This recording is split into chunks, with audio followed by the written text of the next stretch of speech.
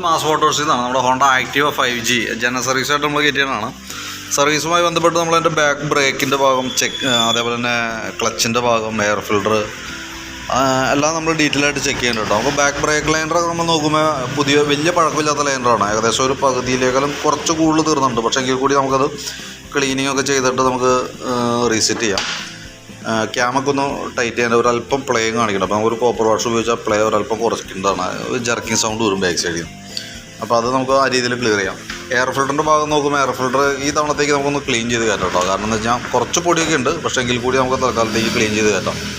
പിന്നെ ക്ലച്ചിൻ്റെ ഭാഗം നമ്മൾ നോക്കാൻ വേണ്ടി അഴിച്ചിട്ടുണ്ട്. അതായത് ക്ലച്ച് ബെൽറ്റിൻ്റെ കണ്ടീഷൻ നോക്കണം, ക്ലച്ച് ഗ്രീസിങ് നടത്തേണ്ട ആവശ്യമാണെങ്കിൽ നമുക്കത് ചെയ്യണം. റോളർ, ബോസ് ഡ്രൈവ് ഇതൊക്കെ ചെക്ക് ചെയ്യാൻ വേണ്ടിയിട്ട് നമ്മൾ ക്ലച്ചിൻ്റെ ഭാഗം അഴിച്ചാണ്. അപ്പോൾ ബെൽറ്റ് ഓൾറെഡി വേറെ കംപ്ലയിൻ്റ് ഒന്നുമില്ല കേട്ടോ, നല്ല ബെൽറ്റാണ് നടക്കുന്നത്. വണ്ടി വന്നപ്പോൾ ഉള്ള ബെൽറ്റാണ്, പക്ഷേ വേറെ പൊട്ടുള്ള കാര്യങ്ങളൊന്നുമില്ല. നമുക്കത് ആ രീതിയിൽ തന്നെ ഉപയോഗിക്കാം. പിന്നെ നിലവിൽ ക്ലച്ചിൻ്റെ ഭാഗത്ത് വേറെ ഓയിൽ ലീക്ക് കാര്യങ്ങളൊന്നുമില്ല. വേരിയേറ്റർ ബോഡി, റോളറൊക്കെ ആയാലും നോർമൽ സാധാരണ രീതിയിലുള്ള തേമാനൊക്കെ ഉള്ളൂ. ഇതാണ് നമുക്ക് അതിൻ്റെ CVT ക്ലച്ചിൻ്റെ മെയിനായിട്ട് വരുന്ന പാർട്ട്. ആ ക്ലച്ച്, വെയിറ്റ് സെറ്റ് യൂണിറ്റും കാര്യങ്ങളൊക്കെ വരണം. അപ്പോൾ നിലവിൽ വർക്കിംഗ് ഓക്കെയാണ്. നമുക്കിപ്പോൾ ഇതൊക്കെ ഈ ഭാഗം നമ്മൾ ചെക്ക് ചെയ്യുന്നതിൻ്റെ കാരണം എന്ന് വെച്ചാൽ നമുക്കിത് മാനുവലായിട്ട് ചില അഴിച്ച് ഗ്രീസ് ചെയ്യേണ്ട പാർട്ടുകളാണ്. അപ്പോൾ എന്തെങ്കിലും ചെറിയ ടൈറ്റ് തോന്നിക്കഴിഞ്ഞാൽ കൈയോടെ തന്നെ നമ്മളത് ക്ലിയർ ചെയ്ത് പോകേണ്ടതുണ്ട്. അപ്പോൾ അതുകൊണ്ടാണ് നമ്മൾ ക്ലച്ചിൻ്റെ ഭാഗമൊക്കെ സർവീസിനകത്ത് കൂടി ഉൾപ്പെടുത്തിയിട്ട് നമ്മൾ ചെയ്യേണ്ടത്. പിന്നെ ക്ലച്ച് ഡ്രമ്മിൻ്റെ ഭാഗമാക്കിയാലും വേറെ പറയത്തൊക്കെ വേറെ പ്രശ്നങ്ങളൊന്നുമില്ല, ക്ലീനാക്കി കയറ്റിയാൽ മതി.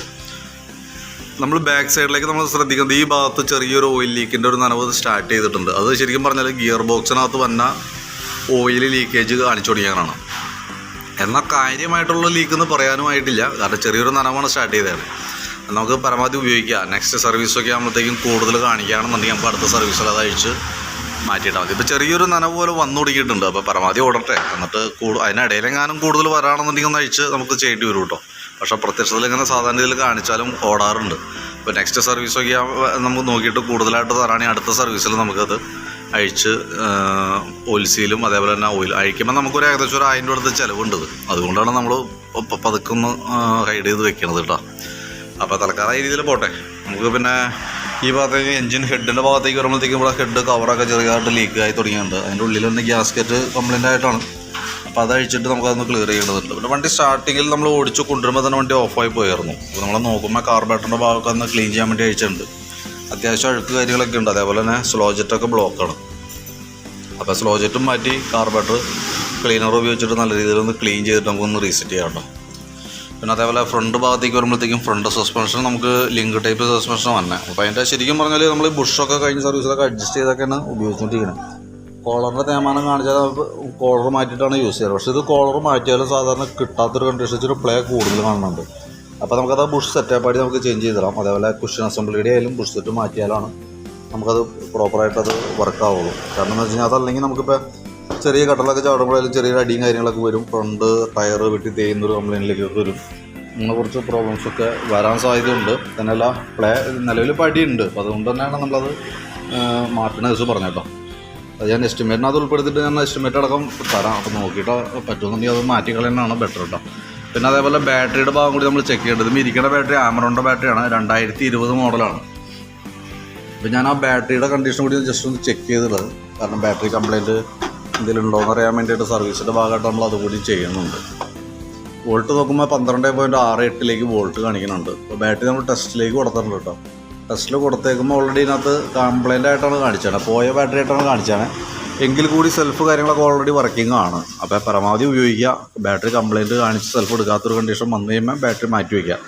2020 എന്ന് പറയുമ്പോൾ ഏകദേശം നമുക്കൊരു 3 വർഷത്തിന് മുകളിൽ എന്തെങ്കിലും ആയിട്ടുണ്ട് ബാറ്ററി കേട്ടോ. അപ്പം ഏകദേശം എൻ്റെ ലൈഫിലേക്ക് എത്തിയിട്ടുണ്ട്. അപ്പോൾ പരമാവധി നമുക്കത് ഉപയോഗിക്കുക. സ്റ്റാർട്ടിങ് കംപ്ലയിൻ്റ് ആയിട്ടാണ് കാണിക്കുള്ളൂ. ബാറ്ററിയുടെ സെൽഫ് എടുക്കാനായിട്ടുള്ള കംപ്ലയിൻ്റ് ആയിട്ടായിരിക്കും ഫസ്റ്റ് കാണിക്കുക. അപ്പോൾ കാണിക്കുമ്പോൾ നമുക്ക് ബാറ്ററി മാറ്റി വെച്ചാൽ മതി. പിന്നെ നമുക്ക് ഈ സൈഡിൽ വരുമ്പോൾ പ്ലഗ് അഡാപ്റ്റർ, പ്ലഗും അതിൻ്റെ അഡാപ്റ്ററും നമുക്ക് ചേഞ്ച് ചെയ്യേണ്ടതായിട്ടുണ്ട്. അതേപോലെ തന്നെ സ്റ്റാർട്ടിങ്ങിൽ വണ്ടി റണ്ണിങ്ങിൽ ഓഫായി പോയ ഒരു കംപ്ലയിൻറ്റ് പറഞ്ഞിട്ടുണ്ടായിരുന്നു. അത് നമുക്കിത് ഈ കോയിൽ അസംബ്ലി ചെറുതായിട്ട് വീക്കായിട്ടുണ്ട്. HT കോയിലാണ്, ടൈറ്റൻഷൻ കോയിൽ ഈ സൈഡിൽ വന്നത്. അത് ശരിക്കും ഇടയ്ക്ക് ഷോർട്ടിങ് ഒക്കെ കാണിച്ചു തുടങ്ങിയിട്ടുണ്ട്. അപ്പോൾ കൈയോടനെ അത് മാറ്റിയിട്ടില്ലെങ്കിൽ പിന്നെ അങ്ങോട്ടേക്ക് പോകുന്നതോറും അത് കൂടുതലായിട്ട് വരുള്ളൂ. ഏകദേശം നമുക്കൊരു 300 രൂപ അടുത്തൊക്കെയാണ് അതിൻ്റെ കോസ്റ്റ് വരാം. അതേപോലെ തന്നെ എഞ്ചിൻ ഓയിൽ മാറണുണ്ട്, സെക്കൻഡറി ഫിൽറ്റർ ചേഞ്ച് ചെയ്യുന്നുണ്ട്. ഇത്രയാണ് നമുക്ക് മെയിനായിട്ട് ഇതുമായി ബന്ധപ്പെട്ട് ചെയ്യേണ്ടി വന്ന വർക്ക് കേട്ടോ. ഞാനത് നോക്കിയിട്ട് അതിൻ്റെ ഏകദേശം ഒരു എസ്റ്റിമേറ്റ് അതിൻ്റെ ഡീറ്റെയിൽസ് ഒന്ന് വാട്സപ്പിലേക്ക് ഒന്ന് സെൻഡ് ചെയ്യാം. അപ്പോൾ ഒന്ന് മാറ്റുന്ന ഐറ്റംസിൻ്റെ ഒന്നുകൂടി ജസ്റ്റ് ഒന്ന് പറയണം. ഒന്ന് എഞ്ചിൻ ഓയിൽ മാറുന്നുണ്ട്, അതേപോലെ തന്നെ HD കോയിൽ, ഈ കോയിൽ അസംബ്ലി ചേഞ്ച് ചെയ്തിട്ടുണ്ട്. പ്ലഗ് ഷോർട്ടിങ് കാണിച്ചിട്ടുണ്ട്, പ്ലഗ് ചേഞ്ച് ചെയ്യണം.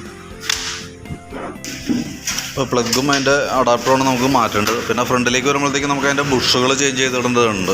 ഫ്രണ്ടിലത്തെ ലിങ്കിൻ്റെ ബുഷും ഷോക്കിൻ്റെ ബുഷും ചേഞ്ച് ചെയ്യേണ്ടതാണ്.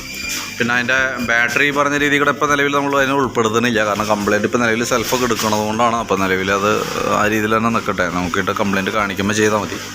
ഇതാണ് പ്ലഗിൻ്റെ അഡാപ്റ്റർ പറഞ്ഞിട്ടോ, പ്ലഗ് അഡാപ്റ്റർ. പിന്നെ അതേപോലെ നമുക്ക് ഈ ക്ലച്ചിൻ്റെ ഭാഗത്തേക്ക് വരുമ്പോഴത്തേക്കും ക്ലച്ചൊക്കെ ഒന്ന് ഗ്രീസ് ചെയ്ത് കയറ്റിയാൽ മതി. എയർ ഫിൽറ്ററൊക്കെ നമുക്ക് അത് തന്നെ നല്ലതാണ്.